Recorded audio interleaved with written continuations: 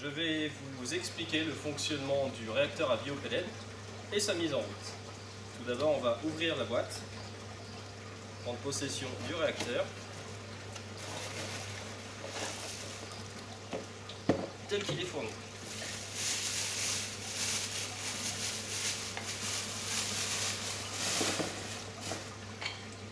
Le voici tel qu'il est.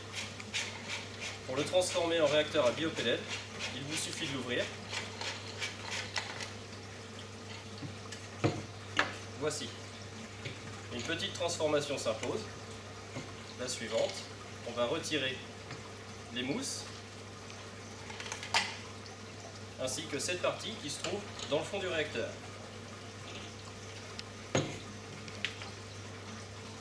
Cette partie en plastique se trouve aussi sur le haut. On va venir y encastrer juste en l'enfonçant au fond, de cette manière. Ces pièces-là ne vous servent plus à rien. Ensuite, les biopellets que vous aurez fait tremper 3 jours au minimum dans l'eau de l'aquarium, pour qu'elles prennent l'eau, pour qu'elles s'imbibent d'eau, vous allez venir les installer à l'intérieur du réacteur, tel qu'il est. Ce qui va vous donner un niveau à peu près ici. Ensuite, tout simplement, vous venez remettre la partie haute, vous le vissez correctement. Faites attention de ne pas laisser de biopellets, des petites billes entre le joint et le haut, car ça va vous poser des problèmes pour l'étanchéité du réacteur. Quand c'est fait, on vient serrer légèrement, ça ne sert à rien de serrer trop fort. Là, votre réacteur à biopellets est prêt. Le réacteur est fourni avec une pompe, 3 tuyaux, un robinet et une valve anti-retour. Bon, pour que ce soit plus simple, nous avons installé un réacteur donc en fonctionnement. Le principe il est le suivant. Lorsque vous aurez connecté vos tuyaux de cette manière-là, c'est-à-dire la pompe, un morceau de tuyau, le robinet, un autre morceau qui vient sur le tuyau in, donc c'est l'entrée d'eau, vous allez pouvoir le mettre en route. Au départ, les choses vont se passer comme ceci.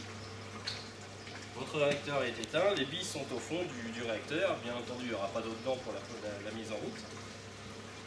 Quand ça c'est fait, votre robinet en position fermée, vous branchez la pompe, elle tourne donc à vide. Vous venez ouvrir à fond le robinet durant quelques secondes pour que ça décolle les billes. Quand c'est le cas, vous venez réduire le débit jusqu'à la régler. On va avoir le débit idéal, tel qu'il est là. Les biopellets doivent être en mouvement permanent, sans avoir d'endroit stagnant. Telles qu'elles sont là, les billes bougent à la fois au fond du réacteur et jusqu'en haut. Le mettre trop fort ferait que les biopellets vont venir se coller en haut et colmater. C'est pas bon du tout.